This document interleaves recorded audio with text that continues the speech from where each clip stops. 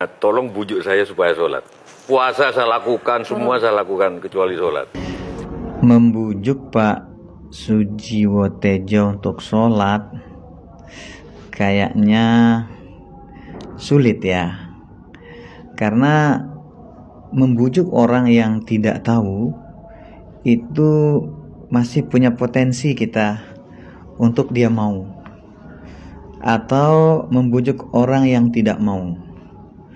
Nah, yang sulit itu kita bujuk adalah orang yang tidak mau tahu. Nah, saya melihat banyak orang sholat yang kalau saya ajak ngomong main HP, nggak punya adab. Jadi saya tidak tahu Pak Sujiwo Tejo di posisi yang mana. Cuman saya coba memberikan analogi, Pak.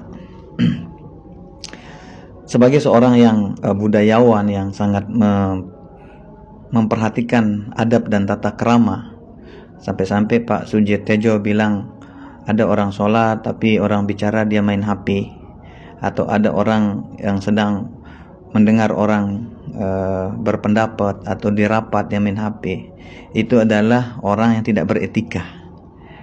Lalu bagaimana pendapat Pak Sujiwo Tejo ketika manusia yang sudah diberikan kehidupan oleh Allah Subhanahu wa taala, manusia yang sudah diberikan kebahagiaan oleh Allah Subhanahu wa taala, lalu dia tidak mau bersujud kepada Allah Subhanahu wa taala? Atau ketika Pak Sujiwo Tejo bertemu dengan orang yang Pak Sujiwo Tejo kenal di pusat perbelanjaan, lalu orang-orang ini pura-pura tidak mengenal Pak Sujiwo Tejo, bagaimana perasaannya? Pasti Pak Sujiwo Tejo kecewa dan mengatakan orang itu sombong. Dia kira mungkin saya mau minta uang, dikira mungkin saya butuh sama dia.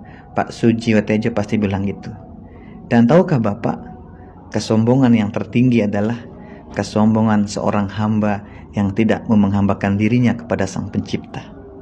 Pak, Bapak kira Allah Subhanahu wa taala butuh kepada kita? Tidak. Mau serajin apapun kita sholat, tidak akan menambah kemuliaan Allah Subhanahu wa taala, karena dia maha mulia. Begitupun sebaliknya, kita tidak mau sembah dia satu dunia seperti Sujiwo Tejo tidak mau nyembah, tidak mau sholat kepada Allah Subhanahu wa taala, tidak akan menghinakan Allah Subhanahu wa taala.